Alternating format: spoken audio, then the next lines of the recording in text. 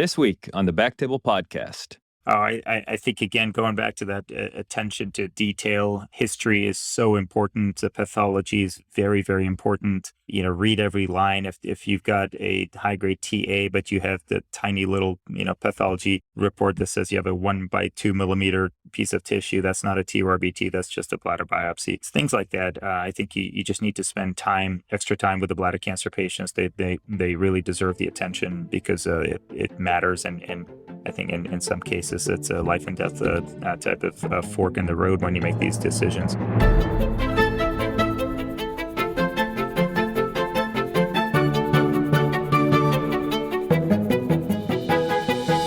Hello, everyone, and welcome back to the BackTable Urology podcast, your source for all things urology. You can find all previous episodes of our podcast on iTunes, Spotify, and at backtable.com. This is Aditya Bagrodia as your host this week, and I'm very excited to introduce our guest today, Siamak Daneshmand, from the University of Southern California, where he is a professor, director of Urologic Oncology, and an absolute thought leader in the field of bladder cancer. Really happy to have you here today, Sia. How's the morning going so far? Thank you, Aditya. It's going very well. Thanks. So maybe just start out with, one-on-one. When patients are referred to you, obviously at a coronary referral center, never having received a TURBT, if the imaging that they're coming in with is fairly consistent with the bladder tumor, do you still perform office cystoscopy, or are you going straight to the operating room typically? Yeah, it's a great question, Aditya. I think if it's convincing enough, I try to make it easier for the patient and skip that part. We know that almost all tumors in the bladder are malignant. Whatever it is, we're going to have to take a biopsy or do a TURBT. The only caveat is when there is potential ureteral involvement or hydronephrosis, and there are considerations for putting a stent in, you might want to know that preoperatively just for logistic purposes. Otherwise, if that's not an issue, then you can take the patient directly to the OR and sort of skip that.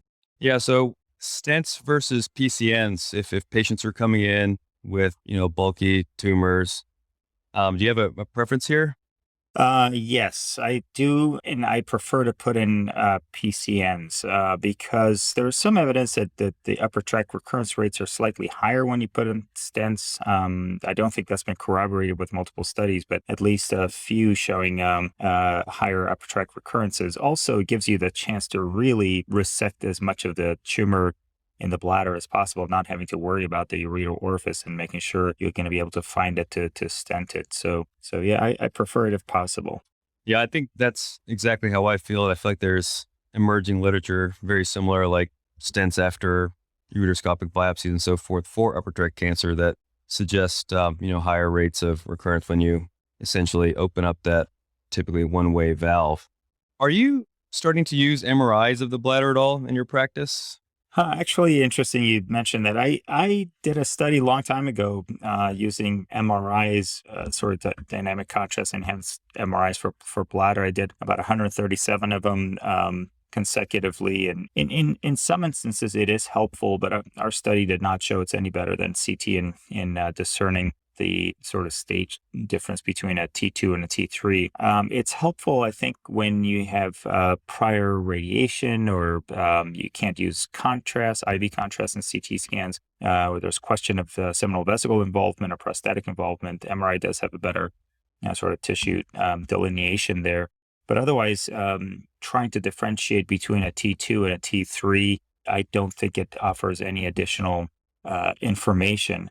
The other issue is that I don't know if you've ever heard of that patient, but having done many of them, this takes a long time. It's also the protocols used for bladder are very different, and they have to have the radiologists have some expertise in doing bladder MRIs. These are not sort of your typical CT urograms that everyone's familiar with. So I think there's some nuances. I'm not sure it's worth the extra effort and potential cost, and also patient discomfort as these things can take up to 45 minutes sometimes to acquire. Yeah, I mean, we started a MRI program in my previous institution, and certainly there was a learning curve. I would say that some of our colleagues across the pond have bet pretty heavily on MRI and actually moving towards studies, properly done studies with office biopsies, to confirm that they have, in fact, bladder cancer plus MRI. And if it's convincing enough, that's grounds to move towards, chemotherapy followed by cystectomy or chemoradiation. But it doesn't sound like you're sold on that paradigm quite yet. Well, yeah, I look forward to seeing the studies. I think it's a different era. What I did was over 10, 15 years ago. And I'm sure things have changed. And as you mentioned, we now have VIRADs. But even if you look at that original paper on VIRADs, again, the number of times it changes your management, I think is very low. And also, it's pretty provocative to go directly from percutaneous biopsy, for instance, directly to neoadjuvant chemotherapy. There's a lot of information we glean from a TURBT. But that's what studies are for. I mean, I think that's a very well thought out designed study, and I look forward to seeing the answers. I know that TURBT is a fairly morbid procedure, and patients suffer quite a bit from it. So if you can potentially skip that, all the better. Yeah, and the various venues that I've trained in practice, there's always kind of that quarterly M&M of a TUR gone somewhat wrong, an anesthetic complication, this, that, or the other. Now, what about if the patients are coming in with hydro? In your mind, is that by definition T3 disease? Yeah, it's a great question. I think for the most part, the answer is yes. I don't think that's always true. Seth Lerner and I always have this discussion back and forth about clinical staging of bladder cancer. Look, we do a terrible job doing clinically staging bladder cancer. We're wrong at least 30% of the time, right? And hydro, by definition, to me, is almost certainly muscle invasive, not necessarily T3. I think in many instances, it's not necessarily outside the bladder wall into the perivesical fat, but rather just invasive into the muscular layer that's obstructing the ureteral orifice. So almost by definition, muscle invasive and most likely T3, but not necessarily. Okay, very, very practical information here. I think oftentimes we're coming in with sicker patients, frail patients. You've got to really look at the whole picture here. So let's just say you're going forth for a TURBT, whether they've had any extensive imaging or not, MRIs plus or minus. What are your goals of that TURBT? Yeah, I think when you go in, the goals are complete resection. There are two reasons for that. One is you want adequate tissue, and I think if you have a large tumor, you often get adequate tissue to make a diagnosis. Look for variant histology, but also I tell the residents, we're not sure this patient's going to go for a radical cystectomy. And if they choose chemoradiation or TMT, part of that TMT is going to be maximal resection. So you should probably aim to do that in the very beginning so that if the patient chooses TMT, then you're sort of already set up for it. I'm not sure there's enough evidence that doing a maximal TUR will render the patient or increase the chances of having T0 on final if you get neoadjuvant chemotherapy. I know there's some retrospective data, but I wonder if that's just a selection bias of the patients who were getting, sort of maximal resection by virtue of their tumor being smaller. So I certainly don't think it hurts. I think the data is sort of going towards better responses. I certainly don't think that doing extensive TURs leads to metastases. There's tons of circulating tumor cells seen after TURs, but it's interestingly, I don't think they land anywhere or lead to metastases. So my goal is always to do as good a resection as possible, to have as much information as possible, potentially help with both neoadjuvant chemotherapy or TMT if the patient so chooses. Yeah, wholeheartedly agree. And I think it is always something to at least consider. At the end of the day, let's say you get neoadjuvant chemotherapy and a cystectomy and you wind up being T0, you're pretty much, should be home free for all practical purposes. What are the contributions of surgery in that? And what are the contributions of chemotherapy? Likely impossible to know without some marker lesion studies, which are probably not really warranted, but, something to think about. And in an effort to get a complete resection, do you use blue light enhancement on your initial TURs typically? Yeah, good question. I do. We have the luxury of having it widely available to us, both in the clinic and in the OR. I think it helps in multiple ways. One is, as you said, to see the edges of the tumors, even if it's going to be muscle invasive. We do a better TUR. We see whether or not there's CIS and resect that. And also for training purposes, I think that the residents really get a lot of feedback when they've done the TUR and sort of turn on the blue light and say, wow, I missed that corner, even though I went wide in that area. So, and plus we don't always know whether or not it's going to be muscle invasive. Sometimes you go in and you say, oh, absolutely. You've done thousands of these and you say, this is absolutely muscle invasive, and it comes back T1, right? And so, I tend to use it whenever I can. Now, when I have a really nasty tumor and it's not going to be helpful, I'm not going to do a maximal TUR in a 7-centimeter tumor. The obvious sort of tumors, I don't do blue light there. But if it's a smaller one and I'm not 100% sure it's muscle invasive, absolutely. Yeah, I think again, just for training purposes, as you mentioned, resecting carcinoma in situ that may be concomitant with muscle invasive disease. I think it's a nice option. So, with maximal TURs, obviously you can have bladder perforations. And, I think it's one of the things that we all fear and try to avoid so much as is within our control.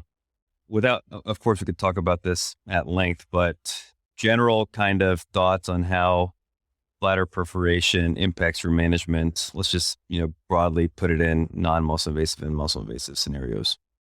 Yeah, tough one, and not something we like to see at all. And of course, we take every precaution we can to try to avoid that. If it does happen, and it happens more often than I think we talk about, at least microperforations, where there's some seepage. Surprisingly and shockingly, I don't think we get a lot of seeding outside the bladder, provided you don't continue using, high pressure irrigation to a reasonable degree, stop the procedure as soon as you can if you see a perforation. I tend to be fairly conservative in management. It doesn't happen often, but the only time I think is indicated to actually go in and either repair the cystotomy, which I've never done, or just place a drain or irrigate the fluid, is a large perforation. Patients clinically not doing well, and you've got large volumes of fluid in the abdomen, which again should not be common. You should always be aware of how much fluid is going in and out roughly, and make sure that you don't get a delta of 5 liters that is ending up in the abdomen. I always teach the residents always have one hand on the abdomen, back and forth, to make sure the abdomen's soft, continues to be soft, and we're not getting distended. Now, we say that, and you have a patient who's 280 pounds on the table, and their abdomen is quite rotund, and it's difficult. So it's not always easy to palpate, a fluid collection. You can probably dump 2 liters in the pelvis and not know it in a morbidly obese patient. So again, sort of vigilance about how much fluid is going in and out, roughly making sure you're keeping an eye on the suction device and how much is coming out. And then in terms of oncologic management, say, the path comes back muscle invasive and they had a perforation, does that broadly affect the way that you're going to manage them? Yeah, I think it certainly pushes me to do neoadjuvant chemotherapy in that setting and then followed by cystectomy. What I have seen with very large tumors, and I have one unfortunate case that I'm managing right now, is the unrecognized ones where a tumor does end up on the outside of the bladder and eventually, maybe 6 months or a year later, will grow sort of from the outside back into the bladder, or just you have a extravesical growth.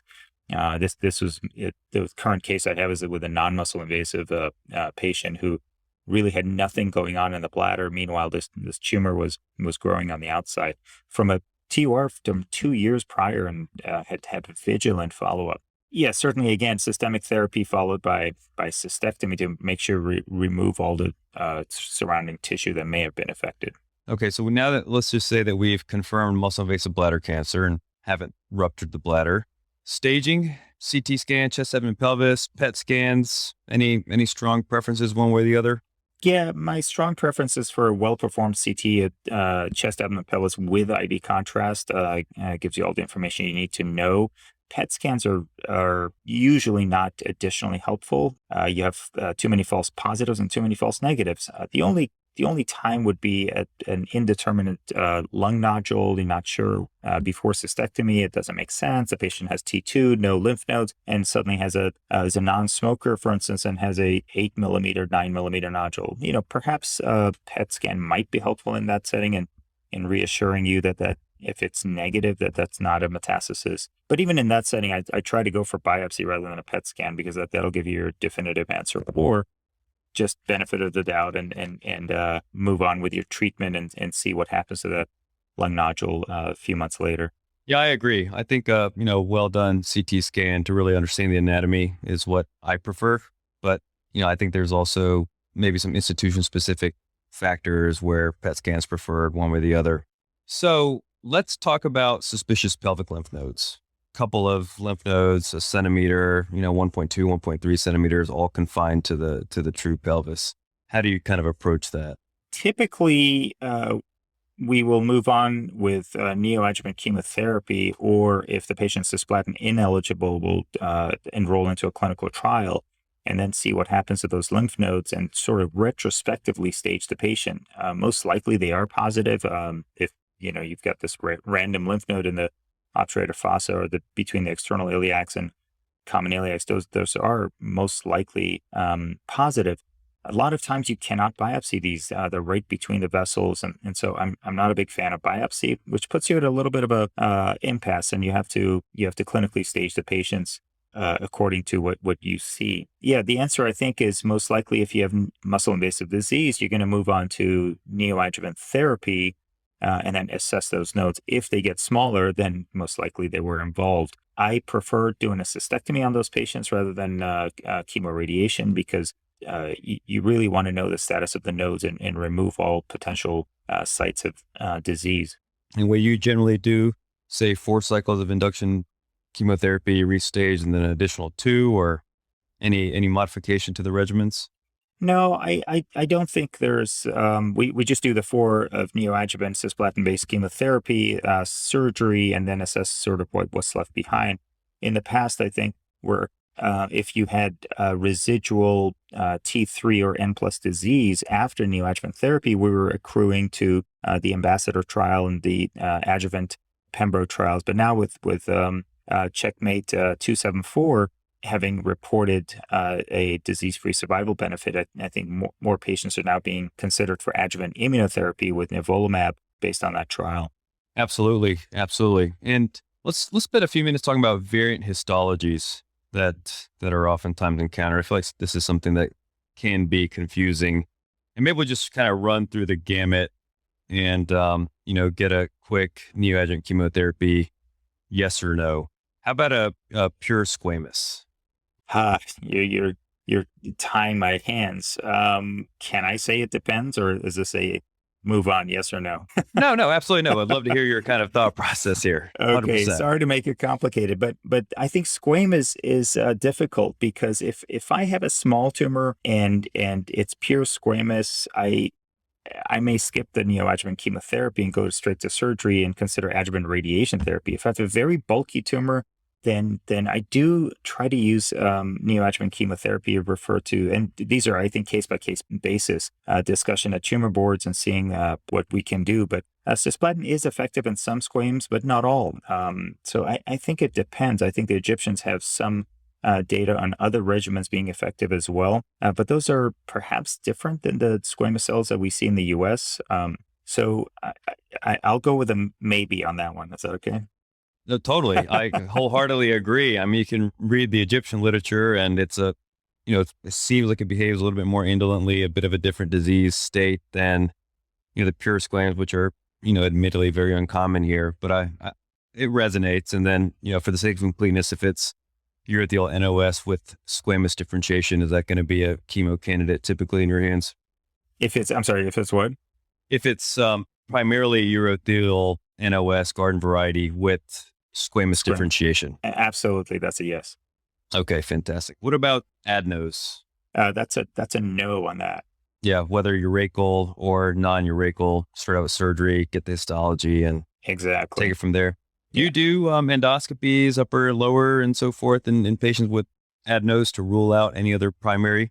Now, certainly, I think if it's very obvious, you have a negative CT scan, you can probably move forward. I think, the classic teaching and the textbook teaching is, look for colon primary. But honestly, if you're going to have a colon primary, that's got to be big enough to metastasize directly right to the urachus. That's going to be fairly rare. So if it's fairly obvious, then we move forward. I think the difficult ones are the ones where it's locally advanced and it's going from the dome of the bladder directly into the sigmoid next to it, and you really don't know whether it originated from the sigmoid or the urachus. They both can be mucinous adenocarcinomas. So those are the slightly difficult ones for me. But I think at the end of the day, the treatment is pretty much the same, right? We would do a partial cystectomy with a sigmoid resection on block. And I don't think it really changes where the tissue of origin was. Yeah, fair enough. But in terms of strictly chemotherapy, oftentimes, especially when they've got these scenarios like fistulas, the rates of infectious complications and so forth really skyrocket. How about plasmacytoid? Yeah, really difficult one. And I think we're really lacking data. I think they do respond, just personal experience. I think they do respond to cisplatin-based chemotherapy. The tumors do shrink, and I've had a few PT0s. The very, very unfortunate thing is that despite having a PT0 and what seems to be a success, because it metastasizes or spreads so quickly, and goes throughout the peritoneum, those patients are still at very high risk of developing peritoneal carcinomatosis later. So my answer is still yes on the chemo. I try to move forward unless I have a PT1. Obviously, I try to get those patients as soon as possible. But I think they do respond. We certainly need more data. I think we need to sort of pool our efforts together. Plasmacytoids behave very, very differently than all the other variants in urothelial carcinoma. So we need more data there. Yeah, I think it's probably kind of implicit for these variant histologies. Worthwhile having your GU pathologist take a look just to make sure we kind of know what we're dealing with. And then I would wholeheartedly agree that, plasmacytoids certainly catch my attention in a big way and can also be some of the nastiest cases if you actually make it to cystectomy with that kind of pagetoid spread into the peritoneum, and things can be quite fixed. In some of those scenarios, though, shockingly, you're like, oh my gosh, this is really bad. And then, sure enough, they're a pathological T0, as you kind of mentioned.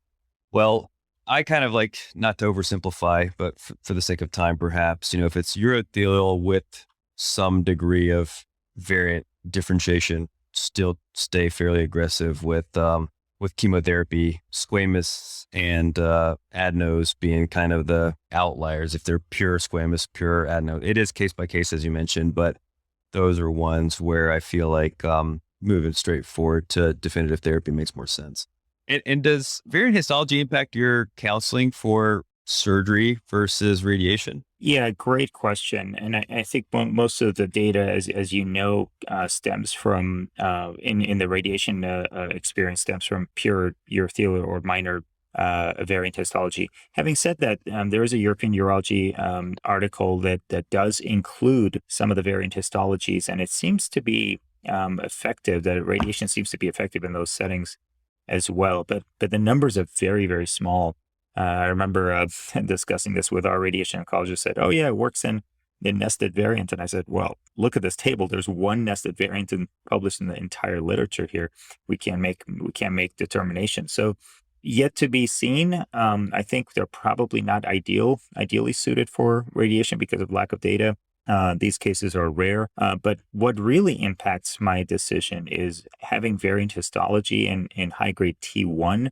Even if it's re-resected, certainly that's a marker of upstaging. It's a marker of biology of the tumor to begin with. And so I'm very, very wary doing conservative treatment for patients with high-grade T1 of variant histology. Completely agree. So maybe let's just kind of walk through your cystectomy versus TMT talk. Patient counseling, first things first, management of the bladder. And of course, we'll talk about diversion and those aspects, but just 101. How does this kind of go? Do you all have a multidisciplinary bladder clinic?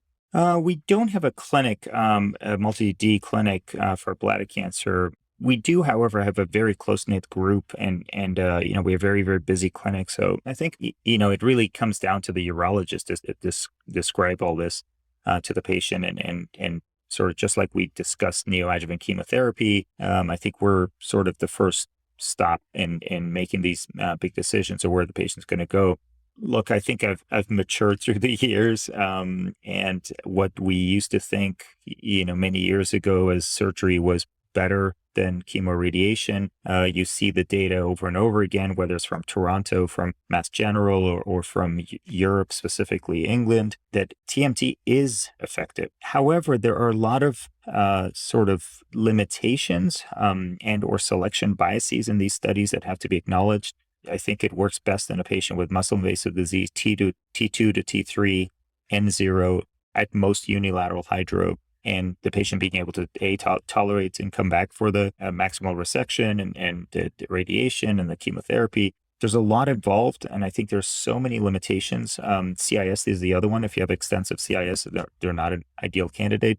We have SWOG 1806 open here, and I try very hard to accrue for our radiation oncologist for that trial. And I was just writing her an email. I said, look, out of the last 10 TURs that I did, that I tried to line up for you, only 2 were candidates because of these various limitations. The tumor has to be small. We have tumors that are greater than 7 centimeters. So I think 1806 is a very well thought out trial. This is the chemo radiation plus minus atezolizumab for definitive therapy of muscle invasive bladder cancer. And the inclusion criteria for that trial is a great place to sort of think about where it's appropriate to do TMT. So if the patient is a candidate, I certainly will offer it. I will mention it. I will tell them that the cystectomy rates in modern TMT series is 15%, not the 25-30 that we used to quote in the past. And that if they have recurrence, most likely they're going to get a salvage cystectomy. If it's early, they're probably going to be fine. But the chance of getting a neobladder perhaps is somewhat compromised, although we have done neobladders post-radiation. It seems to be okay in very, very select patients as well.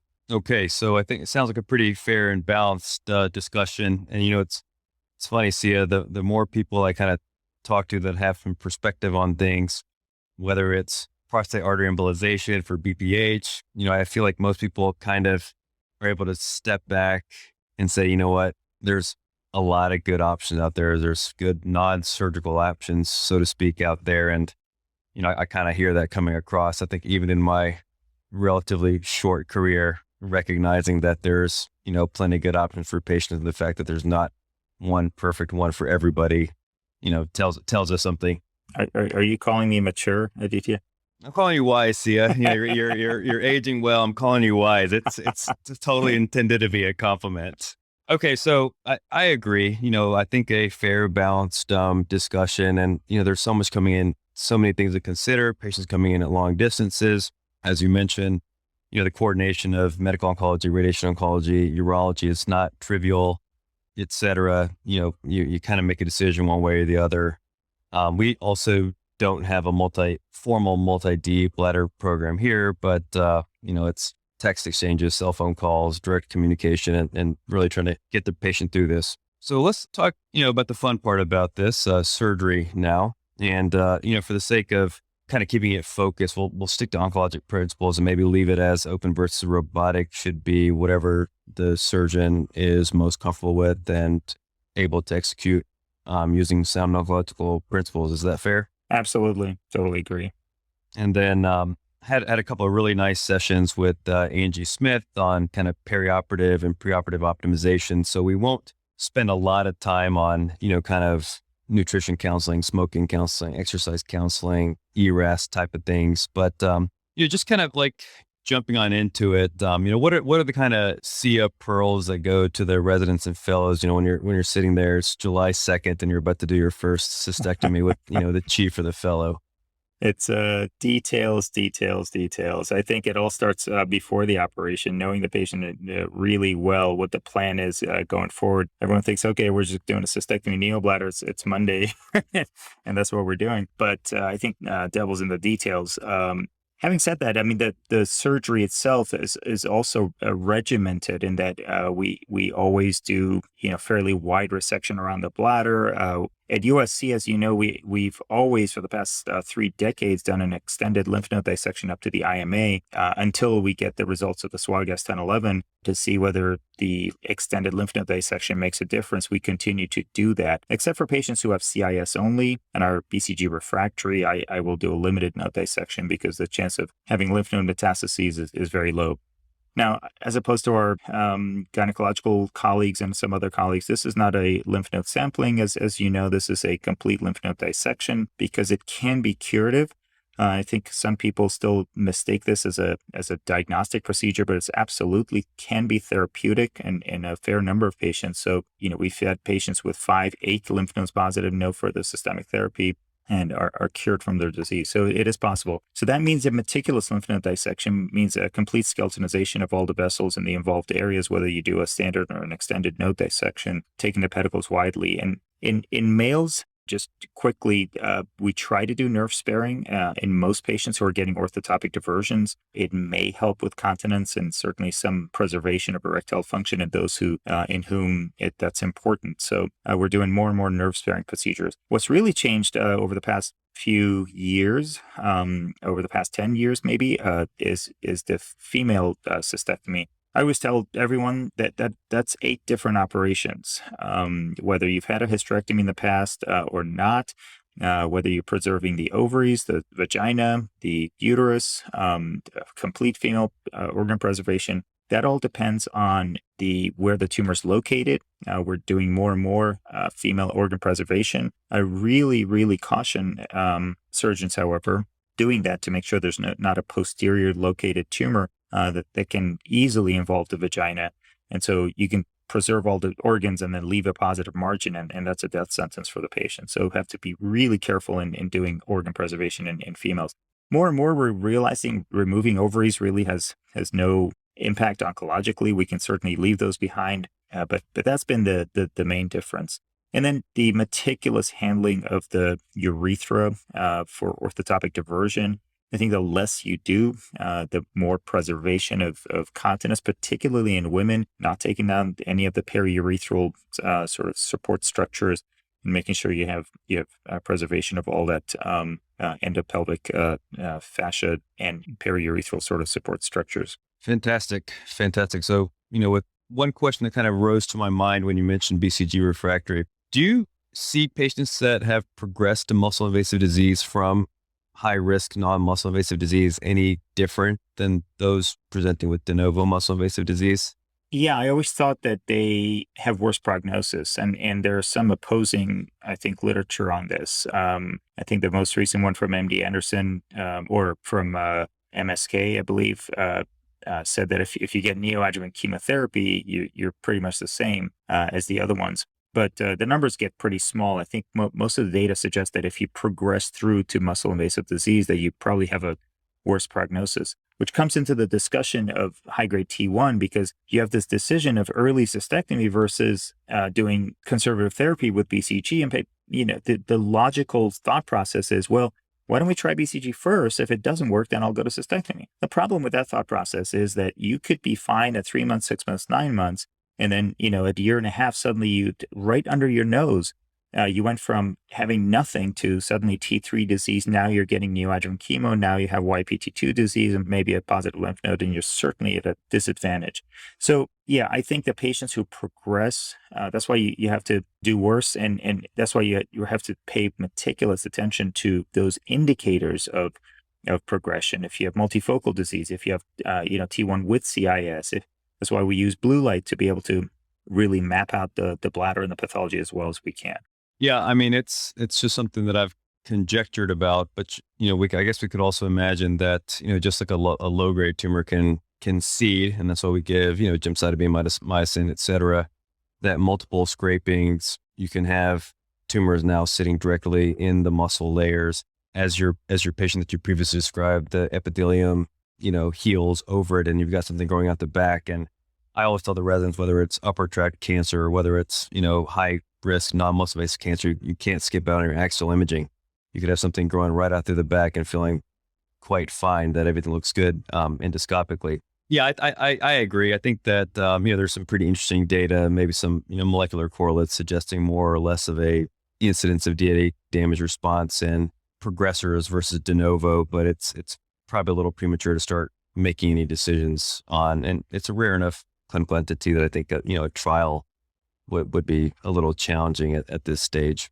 Right. So I agree on the lymph node dissection. Presacral nerves, are those always a part of the nodal dissection for you? Always has, yeah. And in our data set, 5% of patients who have lymph node positive disease have them in the presacral nodal packet. And what about the ureteral margins? Do you send frozen sections? I do still, despite the evidence against it. I think ultimately I agree that it doesn't make much of a difference, but it's such an easy thing to do. I'd hate to. It does increase the risk of upper tract recurrence, even though it's pretty rare. I do like to get negative margins, at least, but I don't make a big deal of it if I do 2 or 3 and it's positive or atypical. At some point, I go as high as I can and send that for permanent section, because I'm not going to do an ileoureter on something that's atypical. Not all of those turn into something. Same thing with urethra, by the way. Over the years, again, I've sort of thought less and less of a positive, quote, positive urethral margin doing an orthotopic neobladder.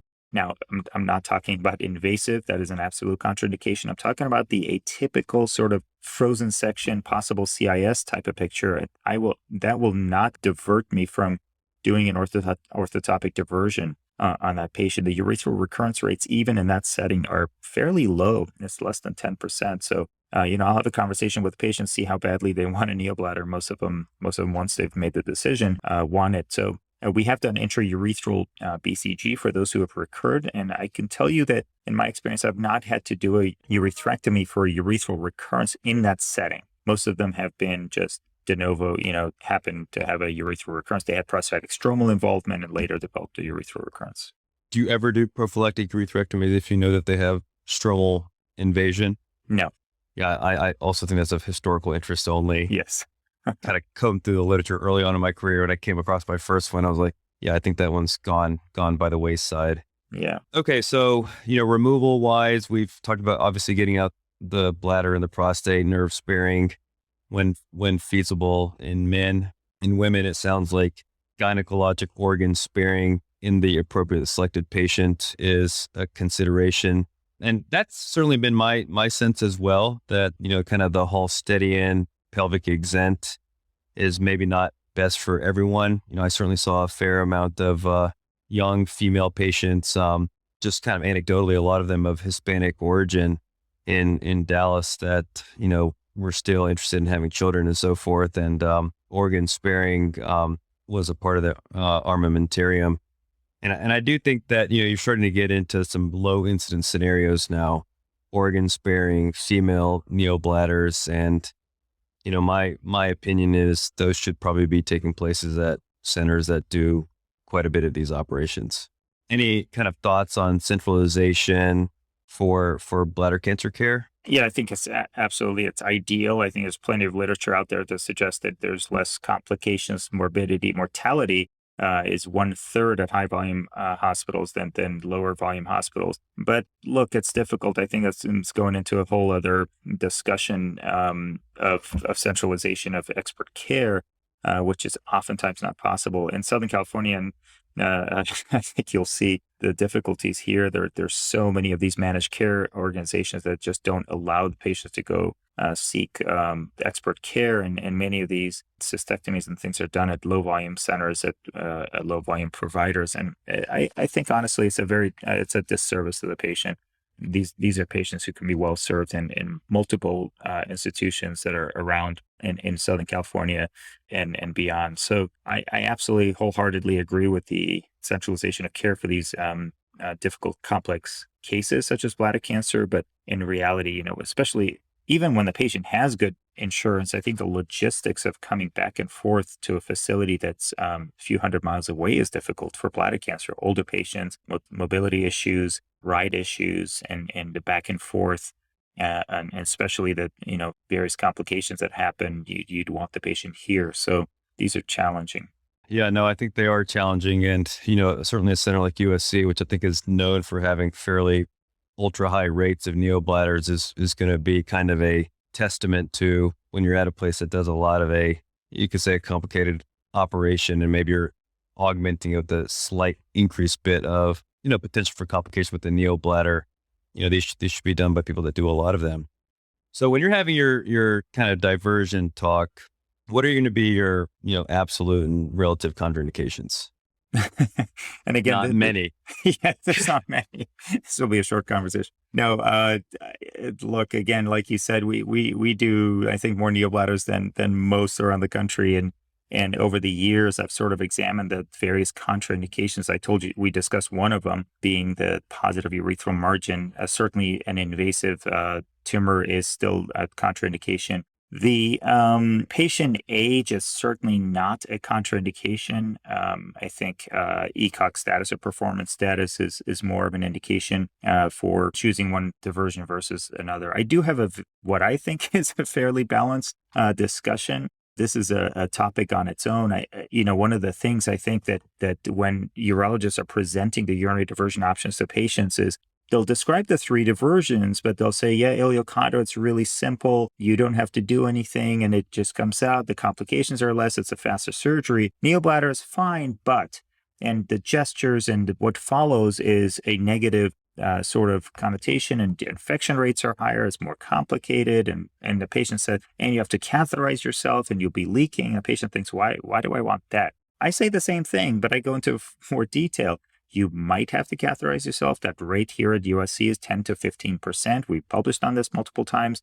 It's not the same catheter that you had after TURBT. This is in and out. You don't have a prostate in males. It goes in easier. So as soon as you say catheter, patients think of the TURBT experience. The other part is incontinence. Again, you just saying you'll leak, the patients are thinking their bed is wet. No, that's not the case. 90% of patients are continent during the day. At night, 50% of patients are leaking, but they're leaking into a pad or a diaper, and they're typically not completely wet or soaked. So I think characterizing these will help the patients decide one way or the other. And I think having a standardized sort of approach and discussion with the patients and really saying, well, in my hands, it might not be like this, but other centers perhaps have better outcomes, or they do it more often. Having said that, it doesn't take us much longer to do a neobladder just because of the frequency and all the team that's involved. It takes us about 45 more minutes to do a neobladder than an ileal conduit. So it's not a long operation for us. The complication rates at USC are not higher. In fact, if you look at our series, our complication rates are higher for ileal conduits because of that selection bias of the older, sicker patients getting ileal conduits. So ironically, that complication rate is higher. CKD is a big one, and we have a paper coming out very shortly that will challenge the notion of CKD being a contraindication. Now, I'm not talking about creatinine in the mid-2s and someone who's progressively having renal failure, but this notion that we have a cutoff and a creatinine of 1.8 or 2.0 is the cutoff. I've done plenty of neobladders in patients with borderline renal function, and the key here is acid-base balance, and you have to give them sodium bicarbonate to balance the acid-base issues. And then about 3 months out and 6 months out, once the macrovilli will flatten and you get less exchange of the bicarbonate and chloride, then the patients settle down and their renal function will actually remain completely the same. Simply stated, a neobladder in and of itself will not lead to further deterioration of your kidney function. That makes no sense. Why would it? It's really the acid-base balance, and that's all. Once you manage the acid-base issues, then that's fine. It is work, though, and you do need to keep the patient on a much closer sort of follow-up routine. So those are the major ones for me are liver disease. I would not do any kind of diversion in liver disease, invasive tumor, someone whose manual dexterity is not good in case they do need to catheterize, or someone who's just not motivated, someone who's sedentary and not motivated to have a neobladder, and they really could care less one way or the other. I think are better served with an ileal conduit. And when you do conduits, any tips and tricks to prevent peristomal hernias? Yeah, so oftentimes you're taught to put your 2 fingers there and stretch that thing open and try to make it as opening.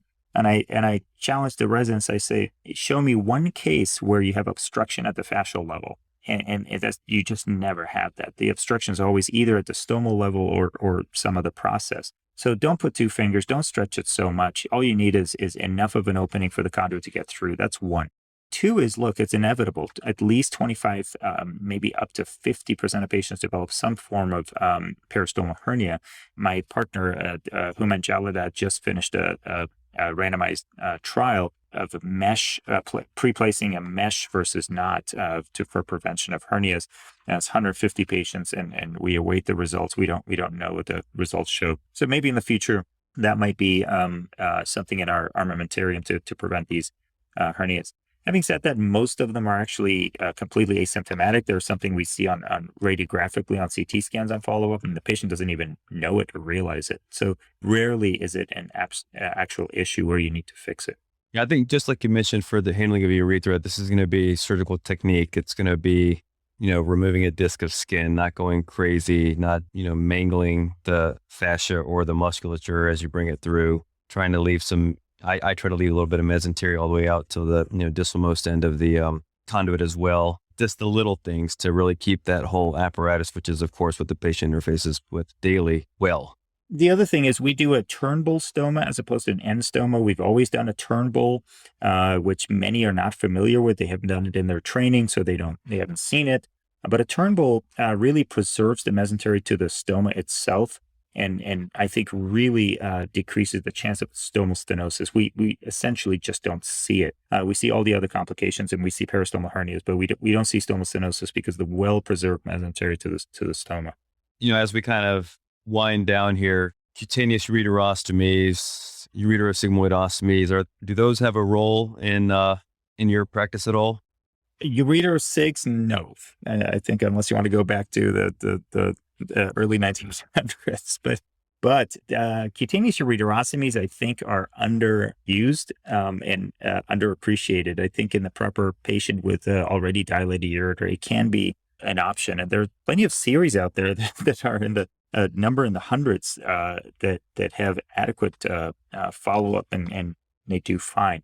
I still do worry about the stenosis, obviously, but I don't have a large experience. But of the ones that I had to do imperatively for either bladder cancer or other, have done quite well, surprisingly. And, you can't have an obese patient, so I think there are a lot of limitations to patient selection, but it is underused, and we always think we have to do an ileal conduit, and not necessarily. Yeah, I also don't have an extensive experience. I did a few. It was just those kind of tough cases where you have an older, sicker, frail patient where you're not ready to say, let's not do anything, but every bit of the operation is going to take its toll. And I did 3, and I waited 6 months just to make sure there's no catastrophes, and things went okay. Yeah, I would say it's again going to be, part of that toolkit for people that think about this disease. Well, Steve, this has been, incredibly educational for me as well. I love to hear perspectives from people that spend a lot of time thinking about this disease. Any kind of, parting thoughts for the listenership as we wind this down? Oh, I think, again, going back to that attention to detail, history is so important. The pathology is very, very important. Read every line. If you've got a high-grade TA, but you have the tiny little, pathology report that says you have a 1 by 2 millimeter piece of tissue, that's not a TURBT, that's just a bladder biopsy. It's things like that. I think you just need to spend extra time with the bladder cancer patients. They really deserve the attention because it matters. And I think in some cases, it's a life and death type of fork in the road when you make these decisions. One other thing I want to mention, just real quick, when I forgot to mention with the plasmacytoid, we check these tumor markers, epithelial tumor markers, CA125, CA19-9, and particularly CA19-9 has been prognostically an independent prognostic factor, but in plasmacytoid is highly elevated in most of the cases. So you can use it as a tumor marker. In other urothelial cancers, it's elevated in about 10 or 15% of patients, and it can be prognostic and something to follow. So just another small little pearl that most people don't use. It's easy, it's cheap. If it's elevated, you can use it. All right, that's a good one to end on, Sia. Well, look forward to catching up here on the West Coast in person sooner rather than later. And thanks again, really appreciate it.